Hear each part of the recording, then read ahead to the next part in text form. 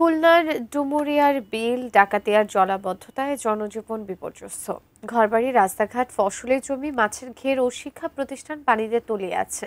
2 মাসের বেশি সময় পানিবন্দী জীবন কাটাচ্ছেন অর্ধশত গ্রামের মানুষ। ডুমুরিয়ার মাধবকাটি এলাকা থেকে বিস্তারিত জানাতে সরাসরি যুক্ত হচ্ছেন বিভাগীয় প্রতিনিধি মোহাম্মদ অসীম।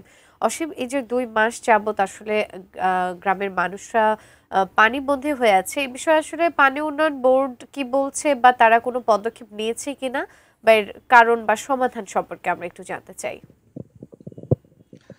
সুজানা, দেখুন, আপনি যেমনটা বলছিলেন 2 মাসের বেশি সময় ধরে কিন্তু খুলনার ডুমুরিয়া এবং ফুলতলা উপজেলার 10টি ইউনিয়নের 10 লক্ষাধিক মানুষ কিন্তু পানিবন্দী রয়েছে। তবে পানি উন্নয়ন বোর্ডের পক্ষ থেকে বরাবরের মতন যেটি বলা হয় সেটি হচ্ছে যে তারা ব্যবস্থা নিচ্ছে। তবে ব্যবস্থা নিচ্ছেই প্রায় 2 মাসের বেশি সময় ধরেই এই একই অবস্থা রয়েছে। আমরা দেখেছি যে এইখানের যে জীবনযাপন, অর্থাৎ বাড়িঘর তো তলিয়ে গেছে, তলিয়ে গেছে ফসলির জমি, মাছের ঘের, এবং আপনি জানেন যে ডুমুরিয়া কিন্তু এইখানে শস্য ভাণ্ডার হিসেবে পরিচিত। সেই যে ফসলি জমি তলিয়ে যাওয়ার কারণে কোনো ফসল উৎপাদন করতে পারছেন না, সবজি উৎপাদন করতে পারছেন না এখানকার মানুষ। আসলে দুর্ভোগের তাদের শেষ নেই। একই সাথে এখানে কিন্তু আমি যেখানে আছি মাধবকাঠির এই এলাকায় 2টি প্রাথমিক বিদ্যালয় তলিয়ে রয়েছেন 2 মাসের বেশি সময় ধরে। এই 2 মাসের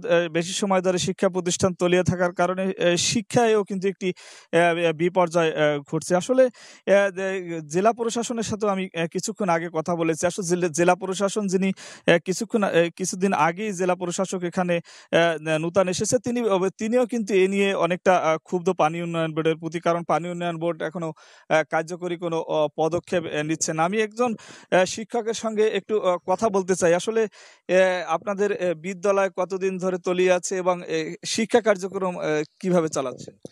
আমাদের বিদ্যালয় 2 থেকে 3 মাস পানিতে তলানো, এবং আমাদের এই বিদ্যালয়ের মধ্যে ক্লাসের কার্যক্রম চালানো সম্পূর্ণ অনুপযোগী।